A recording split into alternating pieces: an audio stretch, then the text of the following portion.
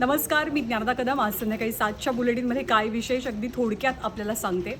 आपल्या महाराष्ट्रामध्ये सध्या स्थानिक पातळीवरच्या निवडणुका सुरू आहेत आणि युतीमध्ये खास करून शिवसेना आणि भाजपमध्ये प्रचंड कुरघोड्यांचं राजकारण पाहायला मिळत आहे. ज्या कल्याण डोंबिवलीवरनं शिवसेना आणि भाजपमध्ये वादाची पहिली ठिणगी पडली, त्याच कल्याण डोंबिवलीमधनं पुन्हा एकदा सुरुवात झाली आहे.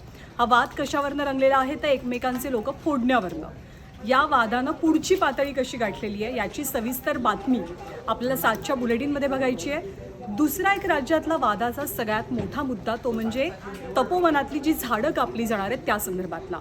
आज नितेश राणेंनी या सगळ्या वादामध्ये उडी घेतली आणि थेट त्यांनी हा सगळा वाद धर्मासोबत नेऊन जोडलेला आहे.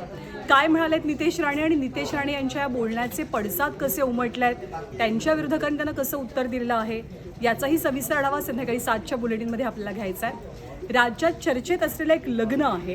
खरं तर हे लग्न राज्याबाहेर नाही देशाबाहेर होतं आहे. लग्न आहे अजित पवारांचे पुत्र अजय पवार यांचं.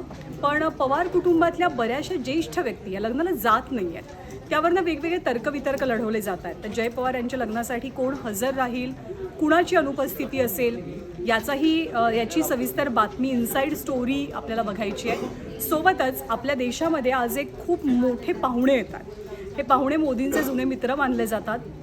रशियाचे राष्ट्राध्यक्ष व्लादिमीर पुतीन यांचं अगदी थोड्याच वेळात 6:30-6:35च्या दरम्यान भारतात आगमन होणार आहे. आज त्यांच्यासाठी भोजनाचं आयोजन करण्यात आलं आहे पंतप्रधानांच्या निवासस्थानी. या भेटीचे अर्थ काय, भेटीचं महत्त्व काय याची ही सविस्तर बातमी आपल्याला संध्याकाळी 7ला बघायची. अगदी थोड्याच वेळात थेट माझाच्या न्यूजरूममधनं भेटणार आहोत महाराष्ट्र देशा बुलेटिनमधनं.